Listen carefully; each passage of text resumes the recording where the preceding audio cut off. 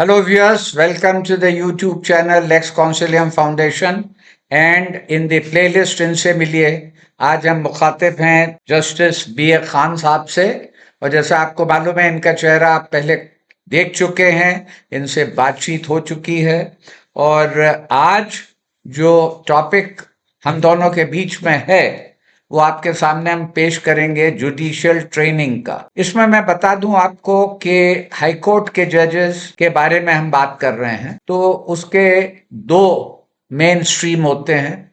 एक तरफ वो ऑफिसर्स जो जुडिशियल ऑफिसर हैं स्टेट सर्विस में और उनका प्रमोशन होता है, वो हाई कोर्ट में आने के लिए चुने जाते, तो उनको तजुर्बा रहता है। वो पहले एडिशनल जज, उससे पहले मजिस्ट्रेट, बाद में डिस्ट्रिक्ट जज वगैरह के ड्यूटीज पूरी कर चुके होते हैं, तो बतौर जज बैठने के उनके पास तजुर्बा हो। लेकिन जो दूसरा बहुत इम्पॉर्टेंट अहम स्ट्रीम है वो है प्रैक्टिसिंग एडवोकेट्स का, और ये वो एडवोकेट्स हैं जिनकी 10, 12, 15 साल की प्रैक्टिस होती है, लेकिन उस दौरान उनका पूरा ध्यान रहता है प्रैक्टिस में कामयाबी हासिल करने का, जिससे कि वो जजेस की नज़र में आ सके, उनको कुछ शोहरत मिल सके, जिससे कि वो सिलेक्शन में कामयाब। तो उनका पूरा तजुर्बा बकौल लॉयर, बकौल एडवोकेट रहता है, और ये दो अलग अलग अल्फाज हैं, लॉयर और एडवोकेट, इनका भी अलग कॉनोटेशन है।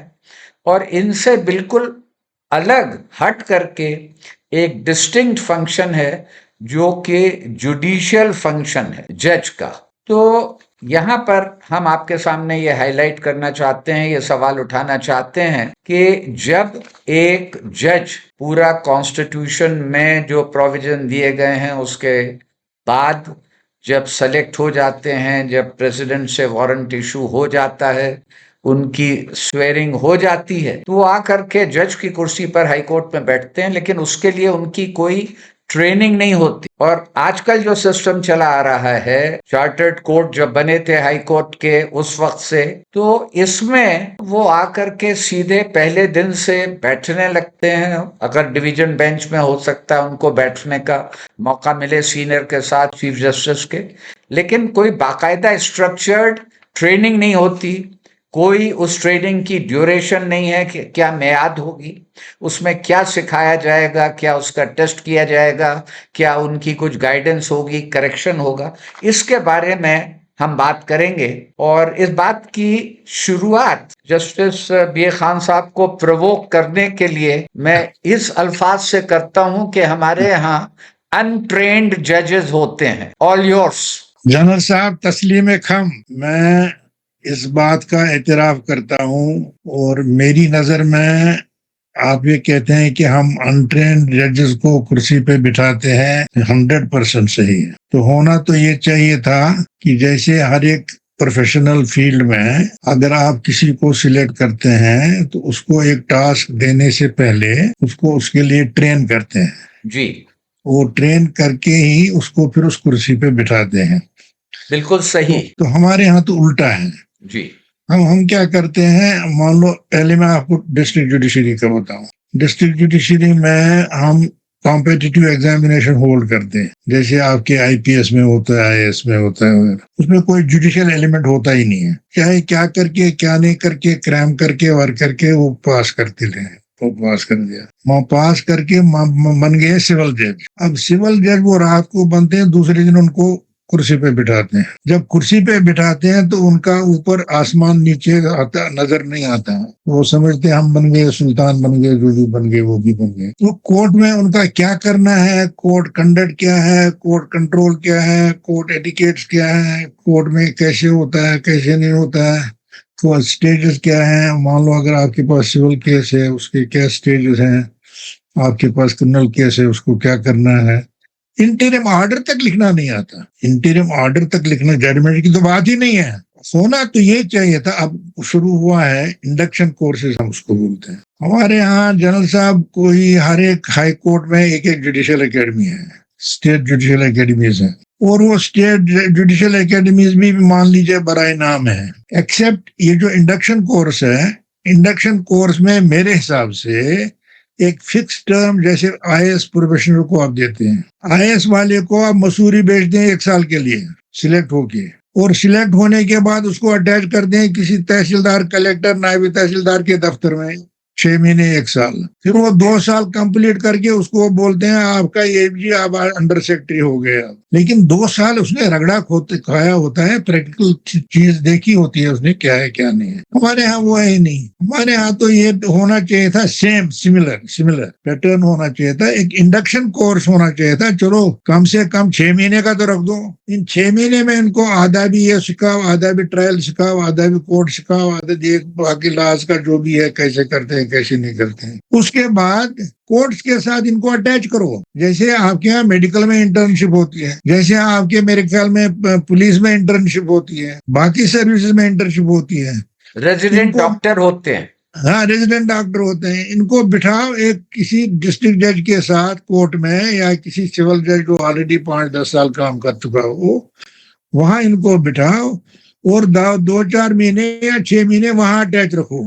वो अटैच के उसके बाद जब ये experience, they will get a feel of what court functioning is, what judicial functioning is, because judicial functioning is a craft, it is not something a बाबूगिरी थिंग। उस क्राफ्ट को कम से कम पिकअप करने के लिए अगर 10% 20% ही पिकअप करें, उसके बाद इनको कुर्सी, क्योंकि बहुत अहमियत रखता है जज का जो ड्यूटी है, उसका जो रोल है, उसकी जो पावर है, और अगर उसके बारे में इल्म नहीं है, उसके बारे में जानकारी नहीं है, तो किस तरह से वो इफेक्टिवली डिस्चार्ज करेंगे जो उनकी जिम्मेदारी है कॉन्स्टिट्यूशन में दी गई है। वो उसी ट्रेनिंग से, that is why the training, that is why the necessity of the training.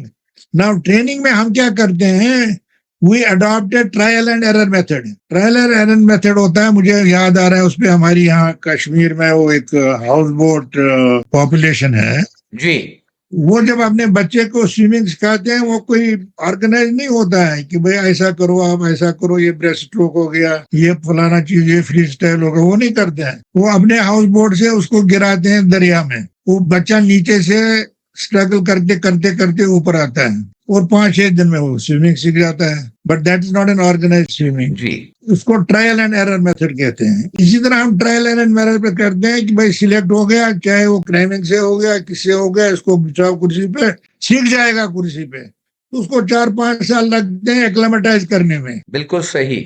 वो 4-5 साल वेस्ट होते हैं और आउटकम कुछ भी नहीं होता है, और यहाँ से फिर हम चलाते हैं हमारा पेंडेंसी, हमारा ये, हमारा वो। तो in other words, in short, I want to say that there is no organized training structure or mechanism in our judiciary, whether it is a district judiciary or whether it is a high court judiciary or higher judiciary. Because of this no structure of training, we are placing raw hands in very responsible positions and we are not getting the desired results, is my complaint. अब इसमें जज साहब एक मुश्किल ये है कि एक तरफ ये कहा जाता है, जो अभी सिस्टम चला आ रहा है, जिस ढर्रे पर गाड़ी चल रही है, तो उसके डिफेंस में कहा जाता है पहली चीज कि साहब ये तो ईस्ट इंडिया कंपनी के जमाने से ये चला आ रहा है। दूसरी चीज कही जाती है कि अब मैं अगर हाई कोर्ट की बात करूं कि जो इंसान सेलेक्ट होता है जज बनने के लिए, वो 12-14 साल उसको तजुर्बा होता है कोर्ट को देखने का। I would want you to react to this. और तीसरी चीज ये कही जाती है कि उनकी ऑन द जॉब ट्रेनिंग होती है। तो ये जो 3 आर्गुमेंट्स हैं कि पहली चीज सिस्टम चला आ रहा है, दूसरी चीज ये है कि उनकी ऑन द जॉब ट्रेनिंग होती है, और तीसरी चीज कि वो वकालत तो कर चुके होते हैं 10 साल 15 साल। इसके बारे में आप kindly respond to these 3 arguments. देखिए जान साहब, सिस्टम क्या था ईस्ट इंडिया कंपनी वाला, दुनिया तो बदल गई है ना। आजकल ड्रोन का जमाना है ना आपके फौज में जी, आजकल बैलिस्टिक मिसाइल का जमाना है ना। आज वो स्कड उकड़ तो नहीं है ना, स्कड वाला। तो दुनिया बदल गई है, adopt to the latest techniques and technology. ये क्या आर्गुमेंट है? हम जी वो कोर्ट में बिठा के उनको सिखाते थे, क्या सिखाते थे जी, उसका आउटपुट क्या है, उसका मेरिट क्या है, वो जो आप सिखाते हैं वहाँ। ये हो गया इसका कि हम जी वहां से ये कर रहे थे। दूसरा उन्होंने कहा वो प्रैक्टिस कर चुका है। प्रैक्टिस देखिए आप, प्रैक्टिस आपने दो डेवलपमेंट्स देखे होंगे। कुछ साल पहले सुप्रीम कोर्ट वालों को सूझी कि नहीं, जो ग्रेजुएट 5 इयर्स के बाद निकलते हैं, अब इनको लीगल प्रैक्टिस एक्सपीरियंस रिक्वायरमेंट नहीं होनी चाहिए। जब वो चला वो तो डिजास्टर साबित हुआ। आपने 5 ईयर कोर्स कहीं से किया है, मेरठ कॉलेज से, but that doesn't make you a जज। जी। और मुसीबत ये है कि हम जजी को we treat it as a legal status, we don't treat it as a professional disciplined skill. ये प्रॉब्लम है। आप कह रहे हैं 15 साल के बाद, 15 साल वाला कोई नहीं डिस्ट्रिक्ट जुडिशरी में आता है जी। अगर आए वो हायर जुडिशरी के उसमें आते हैं, हाई कोर्ट भर्ती में या डिस्ट्रिक्ट जुडिशरी में अगर कहीं एग्जामिनेशन दिया हायर जुडिशरी वाला उसमें आता है। लेकिन जंग साहब आप समझ लीजिए कि there is a difference between a lawyer and a जज। ए लॉयर का जो माइंडसेट होता है वो एक यूनिलेटरल मामला एक चलाने का होता है, और जजी जो है, जजी is a different craft all together. You have to take care of both sides and then inculcate some kind of an impartiality and then decide a case. I have seen best of the lawyers failing as judges. So lawyer doesn't mean that he is writing a paper book of 1,000 pages or 800 pages so he becomes a good judge. तो ये कोई argument नहीं है कि भाई वो lawyer है, उसमें उसकी उसकी जानकारी है, कोर्ट वर्किंग की जानकारी है, कोर्ट आदाब की कुछ जानकारी है, that's all right, but he doesn't pick up the craft by entering into the judgeship. So इसलिए ये आर्ग्यूमेंट भी गलत है। मैं तो समझता हूं कि हाई कोर्ट में जो हमारे पास दो स्ट्रीम्स ऑफ रिक्रूटमेंट हैं। एक है आपका जो जुडिशरी से आते हैं, डिस्ट्रिक्ट जज, डिस्ट्रिक्ट कोर्ट से जी, और उसमें आप समझते हैं उनको पहले तजुर्बा होता है, उस पर भी मैं बात करूंगा। दूसरा आता है बार से, लॉयर से। तो अभी तक देखा गया ये है कि डिस्ट्रिक्ट से जो आते हैं डिस्ट्रिक्ट जजेस वगैरह, we are facing problems with that more than from the lawyers. Tell me how. We have experienced that those people are not giving us any results. They don't work as they should because they think we have reached the last ladder. Therefore, why should we work? We can sleep also, take our own time also, not deliver judgment also. That's a problem, one problem with that stream. Second problem is they are limited to criminal, civil.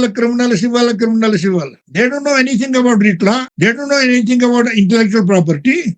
They don't know anything about branches of law which have diversified now. That is why they also need a training. So it is no good saying, though district from district we elevate them to high court judges, therefore they are already trained. They are trained in what? They are trained in criminal and civil laws में है, और इन criminal और civil laws में भी आगे high court में आ जाके नहीं डील करते हैं। You know we have the सबसे ज्यादा पेंडेंसी हमें criminal matters की है because we don't find people to deal with the criminal matters. ये है जहां तक अब लॉयर का ताल्लुक है। लॉयर जिस भी बैकग्राउंड से आए, 10 साल का आए, 15 साल का आए, उसको कोर्ट एटमॉस्फेयर पता होता है, उसको राइटिंग का पता होता है। मान लीजिए एक प्लीडिंग और बनाता है, वो प्लीडिंग पता पेज के हिसाब से, क्योंकि उसमें चार्ज होता है ज्यादा पेजेस में। जज की रिक्वायरमेंट है we must have a precise concise judgment. तो हमारी तबाही ये होती है कि मैं आपको एक मिसाल दे दूं इसमें। मैं मध्य प्रदेश हाई कोर्ट में था, एक कर्मचारी था, उसने रिप्रेजेंटेशन की थी सरकार को वहाँ शासन बोलते हैं, तो वो रिप्रेजेंटेशन सरकार ने उनकी डिस्पोज ऑफ नहीं की, कोई प्रमोशन का इशू था, तो वो हाई कोर्ट में आया, उसने रिट कर दी कि साहब इस सरकार को कहीं मेरी रिप्रेजेंटेशन डिस्पोज ऑफ करे। हमारे एक सिंगल जज साहब, ये केस गया सिंगल जज के, एक सिंगल जज, दूसरा सिंगल जज, तीसरा सिंगल जज। 3-4 महीने के बाद एक सिंगल जज साहब जो अपने आप को प्रोजेक्ट करना चाहते थे कि मैं बड़ा स्कॉलरली हूँ, उसने इस रिप्रेजेंटेशन इशू क्या था, मेरी रिप्रेजेंटेशन डिस्पोज ऑफ करने के लिए डायरेक्शन दो जी, you can do it in 1 page. उन्होंने क्या किया, उन्होंने जितना उस पर रिसर्च कर रहे हैं, लॉर्ड डिनिंग, फलाना कीट्स, फलाना वर्ड्सवर्थ, डेफिनेशन ऑफ रिप्रेजेंटेशन पे 10-15 पेज लिखे, डेफिनेशन ऑफ रिप्रेजेंटेशन, और लास्ट में ये लिखा so and so competent authority directed to dispose of the representation. Time limit नहीं दिया, सरकार ने उसको वैसे ही रख दिया। ये आ गया अपील में हम बैठे थे डिवीजन बेंच में जी, हम देख रहे हैं कि साहब इसको 4 साल ये रगड़े खाया है, और साथ में जज साहब ने 50 पेज लिखे हैं, और ये लिखे हैं रिप्रेजेंटेशन क्या होता है। जी वो क्या मांग रहा है उसका कोई ताल्लुक नहीं है। हमने कहा यार इसमें इतना टाइम क्या वेस्ट हो, सरकारी वाले को बुलाओ यार, इसको दे एक हफ्ते में या एक महीने में डिस्पोज ऑफ करो, खत्म करो मामला इन वन सिटिंग। जी So that is a problem that which I am trying to drive home is that a good lawyer, he may be good at argument, but he is a good at argument from one side only. He may be a good pleading writer. He may produce 100 pages because every page costs something to the client. That's okay. But that's not a requirement of judgeship. So even a lawyer who is elevated to the high court needs training. I would suggest there should be an induction course for high courts also. Yes And then after completing that induction course, then only they should be allowed to sit on the chair. ये जो आप खुराफात वगैरह ये देखते हैं, ये उसी का नतीजा है। after completion, and I will add, after successful completion of that program. After, हाँ, उसमें सक्सेसफुल कंप्लीशन के लिए जैसे आपके आर्मी में होता है जी एक इम्पैक्ट इवेल्युएशन होता है। जी जैसे मैं आपको अगर भी आप मुझे भोपाल एकेडमी के मुतालिक बोलेंगे, पूछेंगे, मैं आपको बताऊंगा क्या हशर है वहाँ, जी। क्या हाल है। तो इम्पैक्ट इवेल्युएशन जरूरी है कि भाई अगर 6 महीने इसने इंडक्शन कोर्स किया किसी अच्छे प्रोफेशनल ट्रेनिंग फैकल्टी में, उसके बाद इसका इम्पैक्ट इवेल्युएशन करो। अगर ये उतरता है इसमें तो फिर उसको बिठाओ। That's what is happening in IAS, that's what is happening in police. I don't know, that must be happening in army also. बिल्कुल तो ये होना चाहिए, तभी आप कह सकते हैं कि that we are selecting a person to be the जज and training him for that. and training him to acquire a craft of judgeship, which includes so many things. If you want me to discuss that, I can do that also. ये सही फरमाया आपने। और ये कहना कि east India company के वक्त से ये चला आ रहा है, ये No, कोई that's आर्गुमेंट नहीं है। हमको समझना चाहिए कि between lawyers and advocate also there is a difference. जैसे आपने कहा, somebody may have knowledge of law and may be able to draft, but he cannot stand up and put across a matter. उसको वो समझ नहीं है, और कुछ में जो समझ है उनको कानून की जानकारी उतनी नहीं है। तो इसके लिए ये जो जुडिशियल फंक्शनिंग की ट्रेनिंग है, ये इम्पार्ट होना बहुत जरूरी है। और वो जज की कुर्सी पर आकर के बैठें, उससे पहले इसमें उनको कामयाबी मिलनी चाहिए, जो ट्रेनिंग कंपलसरी होनी चाहिए। नहीं, इसमें तो कोई एस्पेक्ट्स है, जैसे हमारे यहाँ स्ट्रक्चर क्या है, जी हमारे यहाँ चैलेंजेस क्या है, जो जुडिशियल ट्रेनिंग है उसके चैलेंजेस क्या है, उसका वे फॉरवर्ड क्या है। These are number of dimensions of judicial training in our country. अगर आप वो पूछेंगे तो मैं उसका भी आपको बता दूंगा कि हमारे पास कोई ऑर्गेनाइज स्ट्रक्चर नहीं है, ये चैलेंजेस क्या है, हमारे पास वे फॉरवर्ड क्या हो सकता है। आगे इस पर बातचीत जारी रहेगी। बहुत बहुत शुक्रिया।